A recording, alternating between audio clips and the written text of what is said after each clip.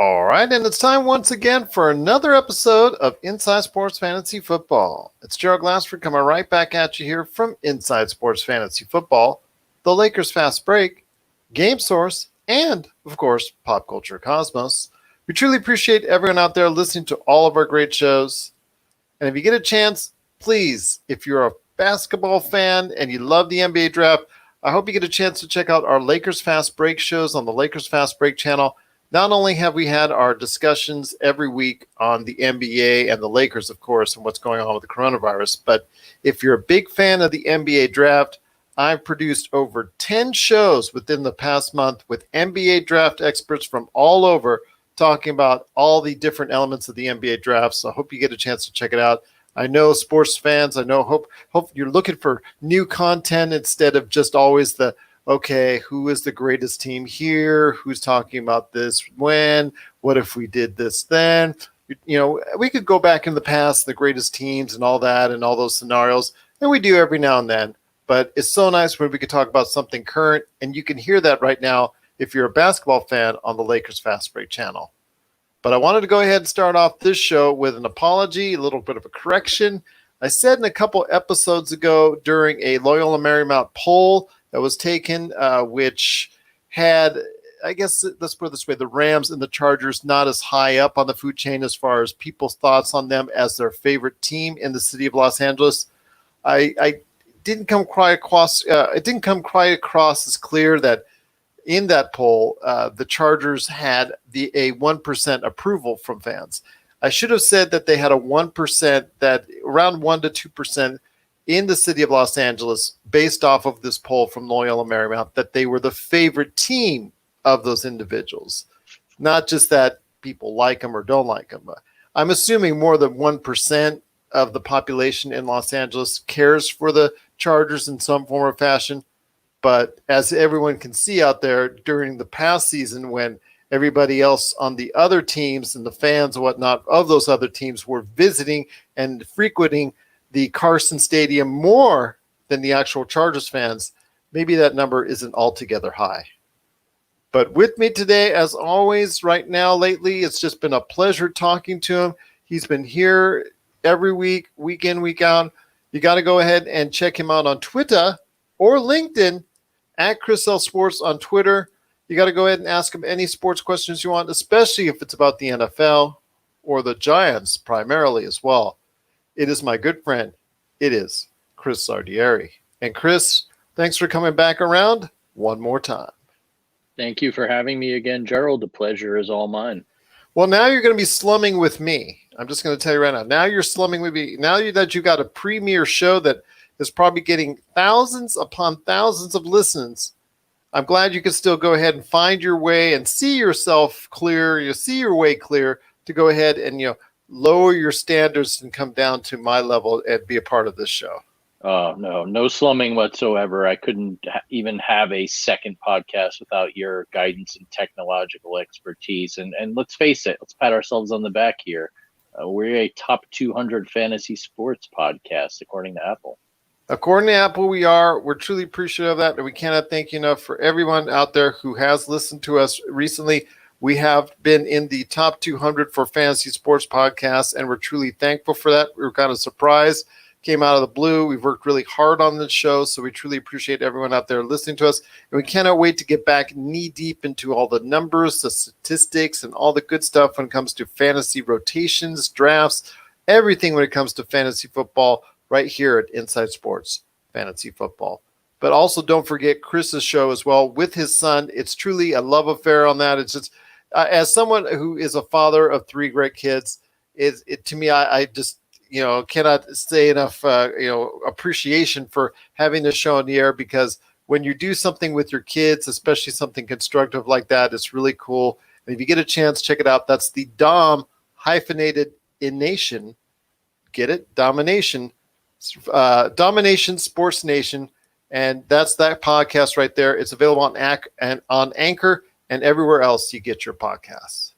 Well, my friend, go ahead. Truly enjoy it. Thanks again for the guidance. And he's having a blast with it. And I think the one takeaway we're getting from it is, wow, your son knows a lot about sports. And he's really got a great memory, and I think people are just amazed that any offspring of mine would be that bright. Perhaps, I don't know. I digress. But we got on Apple this week. He's excited. He loves the Anchor app. He loves looking at it. He saw we had a listener from Australia that got him excited. So it's a good way to break things up during this quarantine. And we've said we've always wanted to do it, and why the heck not? Now is the perfect time. And everybody on the that comes by and talks to you about it, or sends messages over the internet or whatnot, or social media, probably says, wow, your son is truly awesome. He is doing a great job, so knowledgeable about the sports scene, as I have listened in and thought the same thing. Oh, and you're on the show too. That's right. I play the role of Gerald. I lob the ball over the plate for him, and he hits it out of the park. So I've learned a lot from you in that respect. I'm no longer the quote-unquote expert. I am the table setter, as it were. Fair enough indeed. Well, there's still quite a bit to talk about on today's program, but we do have to start off a little bit on a somber note with the passing at age 90 of one of the greatest head coaches out there for the NFL all time, and that is Don Shula. I guess the master architect of the only perfect season in the NFL. Your thoughts on Don Shula building that empire for that season that I know a lot of people get off or just are put off, by the, I don't want to say arrogance or anything like that, but the satisfaction that the remaining or living members of the Miami Dolphins get every time that the top team finally loses a game in the NFL each season, so their record remains outstanding and they don't have to share it with anybody. But I want to hear your thoughts. I think it's well-deserved. It is comes off a little tacky sometimes, but it is well-deserved because that team was very, very good. They really were, and I don't begrudge them for doing that because only one team has come close, the 07 Patriots. And thankfully, my beloved New York Giants ended that perfect season and made Shula and his Dolphins players very happy. But I think everyone talks lately, is Belichick better than Lombardi, vice versa? They're two phenomenal coaches, but you can't forget about Don Shula. And not only what he did with the undefeated seasons and season and multiple Super Bowl titles with the Dolphins, but this is a guy who was an excellent coach with Baltimore before that. And then two, the amount of total wins he has as a head coach is staggering. And you think too, even within his career, he really reinvented himself with the Dolphins. I mean, that Super Bowl against the Redskins where they inevitably went undefeated. I want to say they threw like 7 passes in that game. They were a run first and defense first type team. And then in 1983, the luck of the draft happens. Dan Marino falls to them. They become a pass first team and make it to a Super Bowl where they inevitably lose. But he came more like of an air show down in Miami. So I think that's what's really impressive about him, to do it for that long for different teams with different types of offenses. Really amazing. And on a personal level, I was lucky enough to go to the 2001 Super Bowl when my Giants got crushed by the Ravens. And one of the few highlights of that was got to go to the Giants team hotel the morning of the game. My friend Jeff was working for the team at the time. And my good buddy Stu and my brother-in-law Albert were in the lobby just to kind of see the whole scene, which was awesome. We saw Sal Palantonio doing a report. But for the three of us, I think the highlight was seeing Don Shula walk right by us. And we didn't want to bug him for an autograph. He was looking to be on his way somewhere, but really cool to see a living legend like that in person. Well, 347 wins later, he is one of the greatest coaches of all time, the most successful coach in NFL history. Again, like I said, with 347 wins. And it just attests to his greatness as a coach. I mean, people want to talk about how many championships he's won or this or that or whatnot. When they argue about who's the greatest coach of all time, he needs to be in the discussion always, whether you talk about Lombardi or whether you talk about Belichick, whether you talk about Shula, whether you talk about Noel, whether you talk about any of these great coaches. It's a matter of the teams that they coached. And quite impressively, like you said, he was able to alter the way he coached football with the addition of Dan Marino, and was able to go ahead and transform that team into a pass happy, fun loving, high scoring team that no, it didn't quite get over the hump, but sure as heck made it sure as heck made it for entertaining football for many fans. And obviously, he won a lot of games with that way of football as well. Yeah, he really did. And let's not forget, his 85 Dolphins were the only team to beat the Bears that year. So in an ironic twist, they prevented the Bears from going undefeated. Absolutely. And again, I know people are still sometimes put off by when they have that big celebration with the champagne and whatnot, but you know what? They earned it. They went out and went undefeated, 16-0. You got to go ahead and give them credit for that. And the guy, a lot of people say, is responsible for that, including myself, primarily for building and creating such an environment for this team to go ahead and have that platform for success. Obviously, the GM, the VP, everybody in the organization needs to be given their kudos, but the guy on the field coaching them and leading them to victories time after time after time was Don Shula. And our condolences to the family, but yes, he does leave a legacy that will never be doubted. Our thoughts are with you today as we remember the passing of Don Shula. Amen. All right, my friend, a lot more to talk about in the NFL. And as always, it seems to center around the quarterbacks. Andy Dalton getting released, not surprising at all as far as what went on, because, Joe Burrow got picked up number 1 by the Bengals. Obviously, you want to go in a different direction. The Andy Dalton experiment didn't quite materialize. He had some good years, took the Bengals to a lot of playoffs. Unfortunately, they could never win in any of those playoff games, but he proved himself to be an adequate quarterback for most of his tenure there. Unfortunately, it didn't work out as a backup. Obviously, his high price tag would have prevented him from being such a commodity in Cincinnati. Got released, but found a new home in a surprising place, in my opinion, the Dallas Cowboys. Your thoughts on Andy Dalton now becoming a member of the Dallas Cowboys, and does that put a little bit of a little bit of a screwdriver or a wrench thrown in there, as far as a little bit of a type of maybe a question into the machinery, which we think will happen as far as on the offensive side for the Dallas Cowboys and Dak Prescott? Yeah, I really think it does. And at the time I got the alert, I thought, why are they doing this and only for 1 year? I get teams need a good backup quarterback. We even saw what the Eagles did, drafting Jalen Hurts in the second round. But I thought about it a little more and kind of reading into it. I think it's a pretty shrewd move by Jerry Jones and his son in Dallas. And maybe even Mike McCarthy's got his fingerprints on this. Dak hasn't signed yet. If he does, he'll be there with a pretty nice price tag for the 1 year franchise tag. But let's think about it. Either it kind of forces him to sign or it doesn't. And then, too, if Dak doesn't produce this year, or if he does get injured, you've got an insurance policy in the form of Dalton. Now, am I saying Dalton's better than Dak? No, but with that many weapons on that team, I think Andy Dalton could probably do a pretty darn good job of running that offense. And I think, too, suppose Prescott gets hurt during the year, your season doesn't go up in flames. Suppose you decide, you know what, Dak's asking for a ridiculous amount of money. We're going to let him walk. Dalton had a nice 1 year audition. Let's sign him next year. Maybe McCarthy can work wonders with him. He's a good quarterbacks coach. I think from a lot of angles, it's a win-win for the Cowboys. It's not like they had to pay a ton of money to sign him. They didn't get him as cheap as the Saints did with Jameis Winston, but he's a reliable quarterback, and at the very least, probably the best backup quarterback in the NFL right now, I'd venture to say. At least you could put him in the conversation.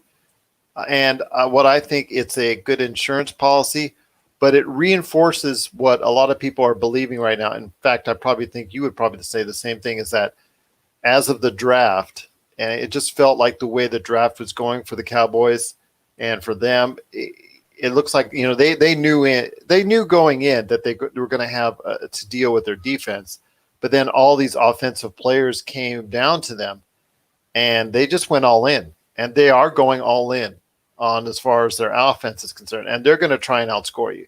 Their defense will be something that you and I will be complaining about from time to time over the course of the season. They know that. Everybody else knows that. But you know what? They're going to do their darndest to try and outscore you with all the offensive weapons that they have. And they went all in. They realized once they got CD, CD.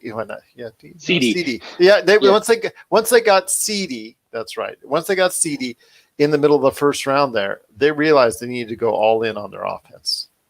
Yeah, and I agree with that logic because let's face it, the NFC East is a highly winnable division. The Redskins and Giants are nowhere near being contenders.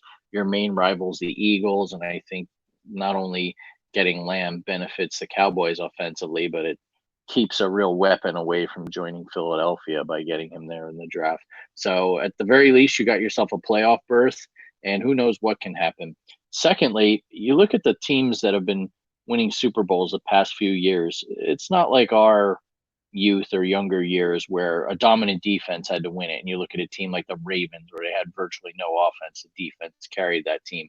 Now you need a defense just to get you a few stops. Look at what the Kansas City Chiefs did this past year when the Patriots have won. Did they have good defenses? Yeah, but I would not compare them to the Steel Curtain, 85 Bears, etc. So maybe the thinking is, look, we play in a winnable division. We get on a winning streak. We're reaching a Super Bowl, and heck, maybe we go win a shootout. So I know some people question his logic. You got to improve the defense, and believe me, they do. But it's not a necessity now here in 2020 like it was a generation ago. No, but I think we're going to see some exciting football taking place. And Cowboy fans, if something happens to Dak Prescott, or if they feel unhappy, or if his performance isn't up to snuff, which is being talked about, I think he's going to have a great season, and I think he's going to be.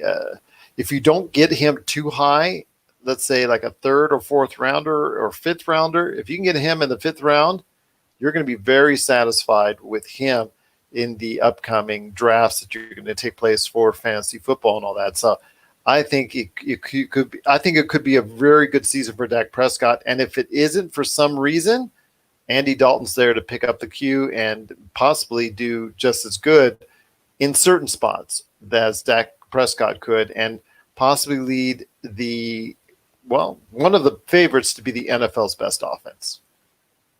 I definitely agree. And I think at the very least, this should be good motivation for Dak. Not that he needs it, but could be another interesting layer on things down in the Big D. Well, it gets a little messier because if the Cowboys don't commit to Dak Prescott, like you said, they're going to have to commit to one of those two. And if Dak Prescott, they don't want to commit to him long-term for some reason because there's been those contract negotiations going back and forth as we speak, then it looks like Andy Dalton would be the way that they're going to lean into for the foreseeable future if that's the case, and they let Dak Prescott go. So we'll see how it works out. I'm just excited for Cowboys fans out there. I know Cowboys fans, you can love them or leave them, but as someone who has seen the Cowboys up and down all over the place, and I know Jerry Jones can be irritating out there on his yacht and all that, but you know what? If you just like good offensive football, I believe you're going to get it in Dallas. You really are, especially with McCarthy coming in. I think that's another interesting twist to things. Yes, indeed. Now, there was another quarterback that we needed to talk about, and that's someone who we touched on as a major part of our episode, I think 2-3 episodes ago, and that was Cam Newton. And Cam Newton, he got released from Carolina as they're going in a different direction. And I'm surprised as of this point in time that he's still a free agent. We've seen Jameis Winston, claiming he was still going to be a starting quarterback. Unfortunately, go ahead for him and sign as a backup quarterback in New Orleans. We've also seen where Andy Dalton, who was a frontline starter for many years, now signed as a backup in Dallas. Cam Newton, an MVP level quarterback, not too long ago in the recent past. I'd be troubled to think, but there's a very real possibility that he could become a backup quarterback for a team and have to sign and just, I don't know, I guess go ahead and chuck aside the ego or what have you, and just go ahead and say, you know what, I got to sign with the team just to play back, just to be a backup quarterback, which I think if he's healthy, would be a waste of his talents.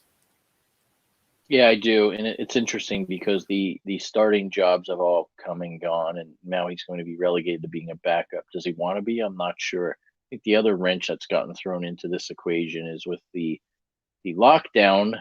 No one can really get him in front of a doctor to get a good look to see if he's completely healed. How is the foot? How is the shoulder? Is he in game shape? No one knows, and I think that's another thing that's causing teams to hesitate. But looking down the road, trying to be optimistic here, if camps do open, even if we start the season a little later, these guys are not having their OTAs. Who knows what kind of shape they're in? We start to see a few injuries when training camp does open. Cam Newton might be getting some phone calls pretty quickly to at least be a backup. But if a starter gets hurt, who knows? He might get into one of these roles where he's essentially auditioning for the starting job. I still see it as a disappointment that he's not gotten the call to become a starter, or at least have some teams seriously inquiring about his status or look into his health, because I think he would still, if, like I said, if he's healthy, he would still be, in my opinion, somewhere in the teens. Even at a top level, he could still be in that maybe that higher 7 through 10 range as far as quarterbacks are concerned, if he's on his money and if he's healthy. And I don't understand why in New England, well, again, we don't understand a lot of things what's going on in Bill Belichick country, but again, I think New England would be a great place for him to start if he's healthy. Definitely, and that's a head scratcher too. The only thing I could think is that Belichick doesn't think he's a fit for their system, and or he really is trying to tank. And what he, despite what he says about Stidham, maybe he thinks we can kind of reload this year, potentially get a high pick, and either get a quarterback or build through the draft next year. But who knows? I think the team for me that's kind of a head scratcher is why isn't Jacksonville taking a shot at him? Gardner Minshew played well in spurts last year, but by no means do I think he's your franchise quarterback down there. Bring Newton in, even if you say, "Hey, it's Minshew's job to lose. Cam's here to back him up and so forth." And at the very least, you've got yourself a nice insurance policy, and Cam Newton becomes the best backup quarterback in the NFL.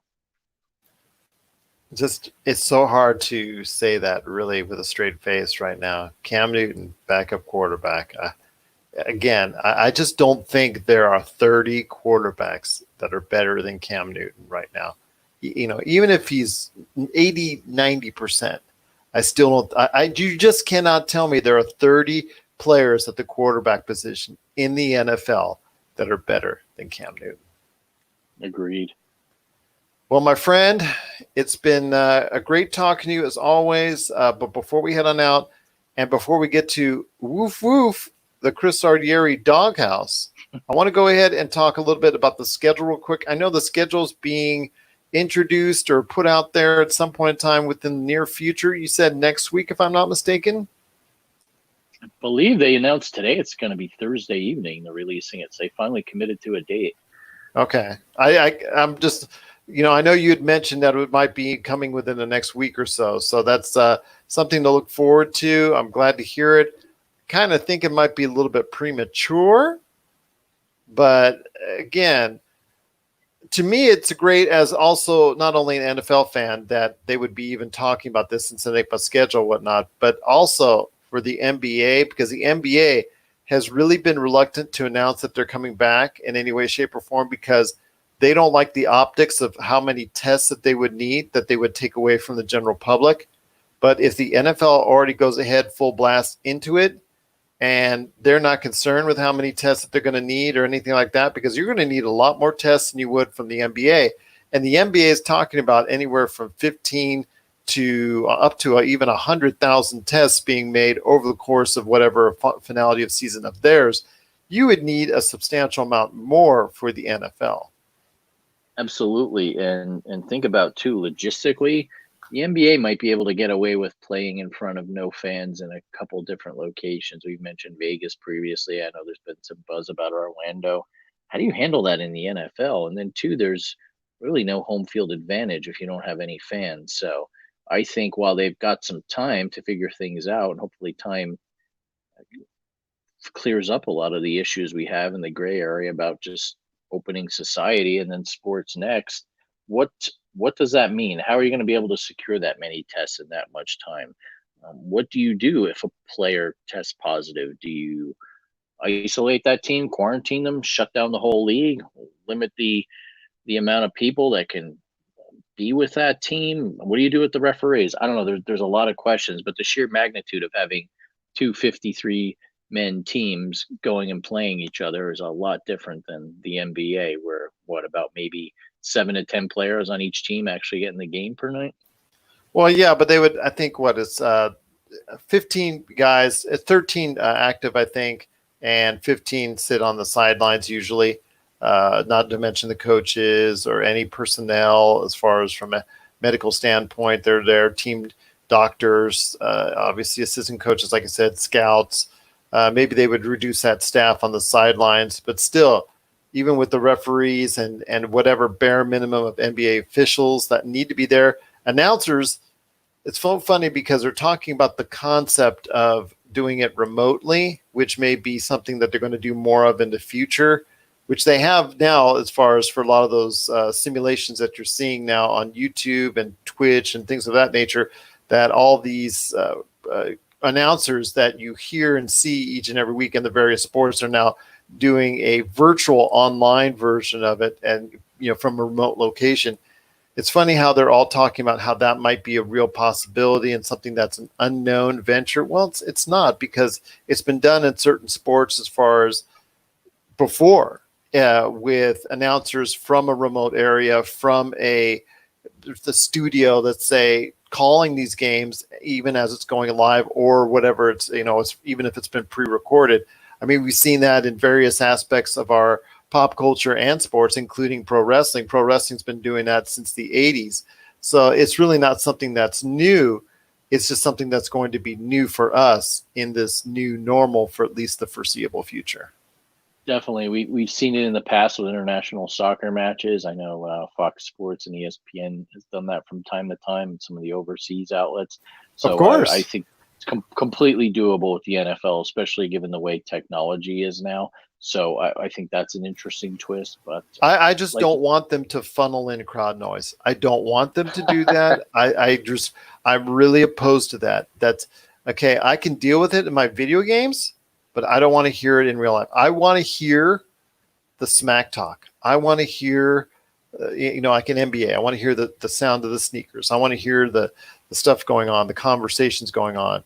Okay, you're going to have to bleep out a little bit. But even on the field, if you're talking about the NFL, I definitely want to hear what's going on there. I want to hear what the quarterback's going to call out. I want to hear the play that's going to be called out by the coaches, or how they're tricking the defense, or how the defense is calling out the plays to set up against the offense. I want to hear those conversations, even if it's a wide receiver diva wide receiver versus a diva cornerback talking smack to each other. I want to be able to hear that. This is my opportunity to do so. And I don't want you to take it away from me because you're funneling in crowd noise that's really making it phony and lessening and cheapening the value of the product in this situation. I'm with you 100%. I think. Can I get off my soapbox now there, Chris?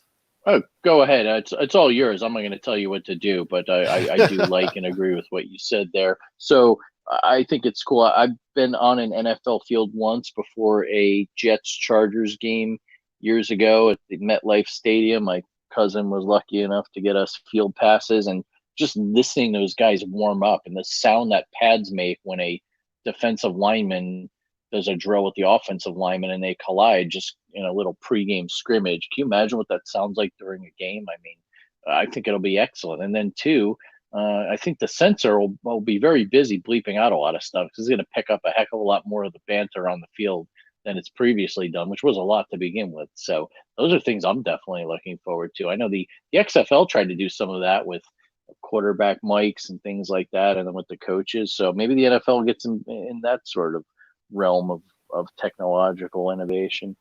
Don't even get me started with the XFL. Now, maybe some point in time, you and I will go ahead and look into the XFL as far as an epilogue, how they died twice.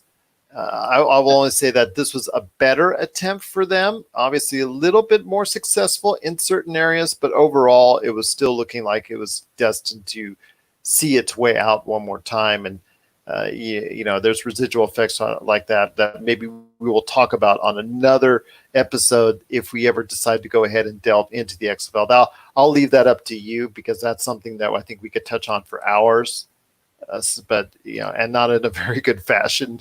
But I will say this: when it comes to what we're seeing now, and if the schedule, like you said, is going to be introduced here in a matter of days, which I'm kind of still thinking that's probably a bad choice to set that up right now in the middle of everything kind of opening up, and we're still unsure where we're at as far as getting a second wave.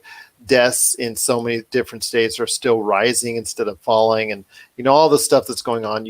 Everybody hears in the news and whatnot. I don't want to have to repeat it here, but I'm still concerned that, and even though everybody would be excited for an NFL schedule releasing, I'm just not sure that maybe wait a month to announce it. I think that would probably be better, but because it's not like you're going to be selling tickets to the games or anything.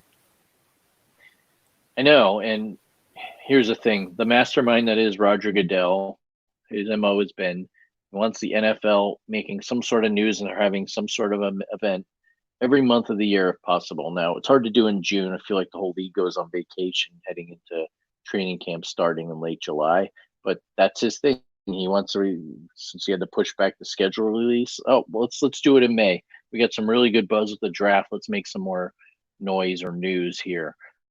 And I agree with you. And I think too, maybe he's just trying to drum up some optimism. Hey, if we are able to have a limited amount of fans coming to the games, here's when we hope to do it. Or maybe they say, look, this is our penciled in schedule, all subject to change. We're not going to give you dates. We're just going to tell you week 1 through week 17, who's playing when, who theoretically is playing where, and what the bye weeks will be. So that could be a twist too. I think it could present a scheduling nightmare if they have to push things back. But at the very least, look, we're talking about it. We're interested in it. We're trying to be hopeful. There's some room for optimism, whether artificially generated or not. But at this point, I'll take it. It gives us something to talk about. Be hopeful for. I am hopeful that something is going to happen that's positive for the world. I know certain sports are going to go ahead with NASCAR. I think also IndyCar racing. Those two outlets are going to go ahead with their schedules coming up here very shortly. I know, like we said, the NFL is going to release its schedule, hopefully very soon, according to a lot of people. So I'm just kind of hesitant. I just kind of think that's maybe not the best optics. And if that's the case, and they're going to go ahead and do that, you're going to see other leagues like Major League Baseball, I'm sure, act upon that, or at least think a lot more loudly about what they're going to be doing. And so I think it also clears the way for the NBA and other sports leagues that were kind of hesitant to go ahead and say, you know what, we're going to put out the schedule right now. We're going to go ahead and have this and have that, and be in the middle of a pandemic claiming that. And if the NFL is going to go ahead and do it first, then you know what, more power to them to go ahead and do that. But yeah, I just don't think the optics are quite right now. I mean, but again, like it's the NFL and football, and the popularity of football will definitely, in this case, I think overall, supersede all entirely. That's it. When you're the top dog, you can get away with things like this, whether it be a lack of tact or being tone deaf to certain things. And we all know their leader. I don't want to say he doesn't care, but doesn't seem to bother him too much like it would maybe in Adam Silver. Well, my friend, we're almost out of time here on the Inside Sports Fantasy Football. But before we head on out, I think we've got two things left to deal with. And that is, of course, our weekly thoughts from Woof Woof the Doghouse. And, of course, your final thoughts overall from Chris Lardieri. Woof Woof. Well, the doghouse, again, not a heck of a lot to gamble on these days unless you can find me an ant race or something like that. But ironically, we get back to the NFL and the release of their schedule, and anyone who would set some sort of theoretical line about when leagues returns and who return and who's in the best position or shape, you may doubt the NFL a little bit right now. If you were to consider them some sort of underdog, I'd say take that wager, because regardless of what happens, let's say they push the season back. Well, Goodell gets what he wants. He's controlling the narrative in television through theoretically late February or March if they got to push it back a few months, whether it be with or without fans. And that's a win for them. Then, two, college football is really going to have a hard time because who knows if or when kids will be back on campus, and you can't have just the football team on campus without the rest of the students. That's another issue for another podcast. But let's say Saturdays are bare and NCAA says we're not playing till the spring. Well, the NFL's got the option to have some Saturday games throughout the season. And then, too, you roll on down the line, high school football. There's no more Friday night lights. We're not playing till the spring either. The NFL plays a few Friday night games. Oh, and we've already got Thursday night. So you look, they're going to be controlling, 4 nights of the week at a minimum, having some primetime games. So don't underestimate the NFL. I know this is a terrible pandemic, but perhaps Goodell's got some shrewd people with foresight around them, but I just feel like everything's going to fall into their lap. The PGA, MLB, NASCAR, IRL, like you mentioned, will lead the way, and the NFL will follow suit. But I just feel like they'll benefit regardless. So that's my unique twist on a doghouse type pick. Well, there you have it. That's the doghouse woof woof from Chris Lardieri. If you have any thoughts for Chris on his doghouse statements or anything else we talk about right here at Inside Sports Fantasy Football, or just as important, if you're looking for advice from what we usually do during the course of the season, and that's talk fantasy football. If you've got some fantasy drafts, because I've already heard from one of our frequent co-hosts, and that is Jason Dutch. He was talking about how he's already having to get into his legacy draft and all those for the ones that he's carrying over and things of that nature. So he has to get his teams already started. And I know some leagues are already in that process as well. So if you got anything that you want to go ahead and ask for fantasy football, please, you can talk to us today. First off, at Chris L Sports on Twitter, or you can go ahead and give us a ring right here for an email at isfantasyfootball@yahoo.com, or also as well, Inside Sports FF on Twitter. That's at Inside Sports FF on Twitter. Well, my friend, any last thoughts on the way out? Because it's been a great episode. We've had a lot to talk about. We didn't think we would, but you know what? We actually had quite a bit to talk about as well. Yeah, I've got to thank the NFL as a whole for giving us something to talk about each week. So I'm grateful for that. And then, too, I do think at some points it's great doing these shows with you and talking football. I know we'll be able to get to fantasy at some point, but I think the overarching thing here for me, and I give Jason credit for prepping for a draft, is I normally don't want to have a draft till we reach some point near the end of August in a typical training camp cycle, but I think that's even more the case now. That said, I think there's some homework you could do. You could look at someone like an Andy Dalton, and I'm not saying you want to pick him, but maybe that's someone you take a late round flyer on and stash on your bench. Why? Because he's going to a team that's loaded on offense with an offensive friendly coach. So you could start doing some homework now. There's probably some value to be added there, thinking about rosters and this and that. One caveat I will add is I don't know what the heck to make of any rookies, especially the quarterbacks. I mean, I think Tua, Burrow, and Herbert will really be behind the 8 ball. I know they've probably got nice thick playbooks to look at right now, but until they're in game shape and seeing action, they're missing out on the OTAs, working out with their teams, that sort of thing. I think that's just kind of a gray area right now, and I think that might be a little bit of reason for concern for fantasy owners. I don't know if we're going to see a Kyler Murray or Baker Mayfield type quarterback emerge this year in fantasy land. Well, it's going to be something interesting to see. I mean, they're going to get a lot of video work done at least. So they'll be able to go ahead from a video standpoint and be able to go ahead and get a lot of time under their belt for that. Where on the field, you're right. That's going to be an issue. That's going to be a learning and process actually during regular season games for a lot of these rookie quarterbacks. So I agree with you there. I don't see the big numbers, even from Joe Burrow, yet this season, because the development of on the field action and also exhibition games, et cetera, being curtailed or even eliminated because of what we're going to be seeing from the coronavirus. But I do see, as far as from the cerebral side of things, that they're going to have a lot more time from the scouting perspective, from also the perspective of learning the offense, learning the playbook. I mean, that's been one of the complaints before, is that they didn't have enough time to learn the playbook. But now there's no excuses. They will at least know the plays They will at least know how it looks or is supposed to look on the video and the playback and all that nature. But actually on the field, training on the field, reps, that is most important. But unfortunately, they're going to get a minimum amount of that before they head out onto the field.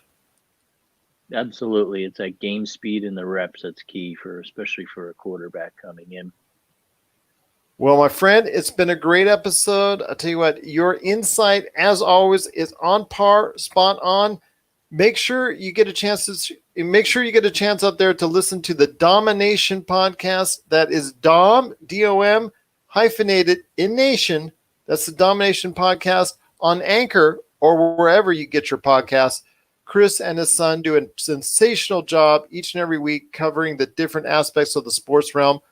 Of course, they're on what's almost everyone's minds right now, The Last Dance. So they cover that on this week's show. So you got to check that out. Cannot thank you enough, Chris, for stopping by. Just always a pleasure to have you on this week's show. And once again, our condolences and our respects to Don Shula and family on the passing of the great coach that he is, or the great coach that he was, Don Shula. All right, Chris. Just want to go ahead. Thanks. Oh, all right, Chris. Just want to go ahead. Thanks. Thank you again for another great show. Any last thoughts on the way out? Enjoyed it.